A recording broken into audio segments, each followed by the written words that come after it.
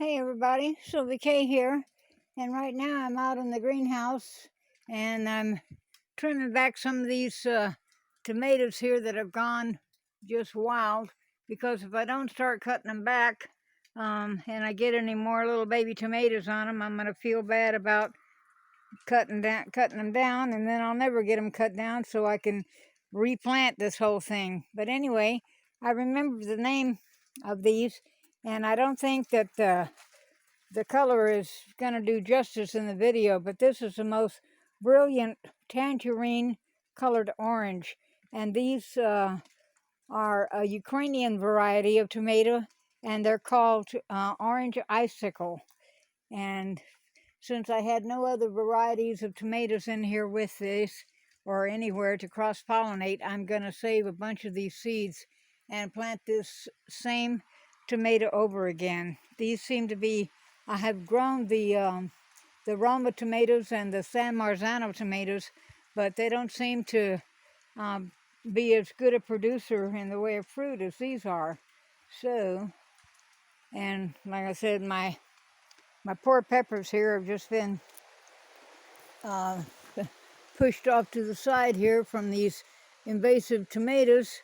But anyway, I'm getting some nice sized peppers on here. And like peppers were my main money crop whenever I had my greenhouses. And the way I usually do my peppers, or when I did them commercially, peppers generally grow from 2 to 3 stems. Like this one here has 3 stems, and I would allow them to go to 3 stems, but I also prune them. And the way I prune them is, it's like here you have the top apical meristem here, and I will usually take and pinch off this bottom one, the lower little leaf. And when peppers grow, like I said, these are really stressed out, but for every internode on a pepper plant, you should have fruit.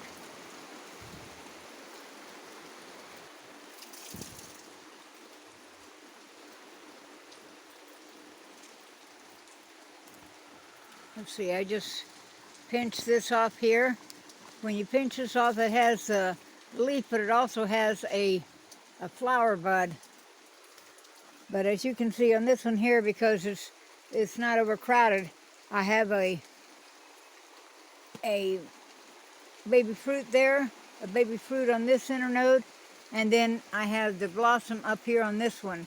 So providing that it doesn't get stressed out or anything else, they should fruit.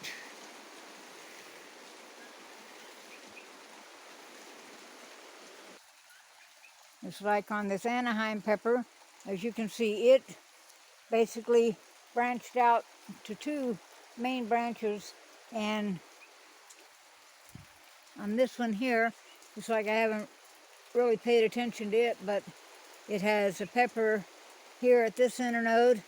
This one here rotted off, but then come the next one, I've got another pepper, and then I have another pepper, and then this one here, I must have pinched it wrong, but then for the next 2 stems I have a pepper and a pepper, and then I have a new blossom coming out there.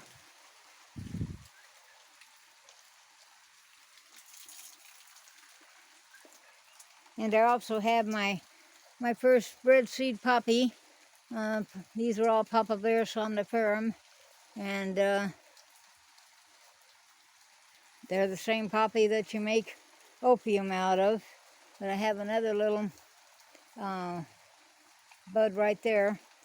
I forget the name of this particular one. It might even be just bread seed poppy, but I have grown other types of poppies too in the somniferum variety, and this is a pretty crappy looking little flower here.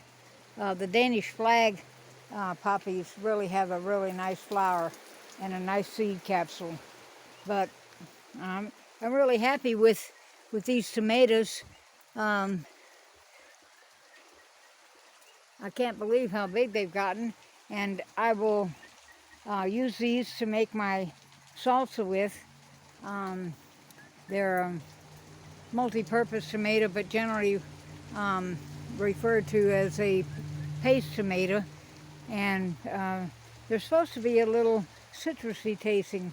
I don't know, I haven't tasted anybody yet, but since I didn't plant any other varieties of tomatoes, I'm going to plant some more of these, and this time I'll pay a bit more of attention to them in the way of trellising them and pruning them.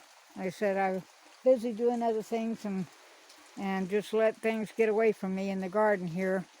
But like I said, I'll plant these tomatoes, I think, from now on, and I'm also going to get like a cherry variety and plant them.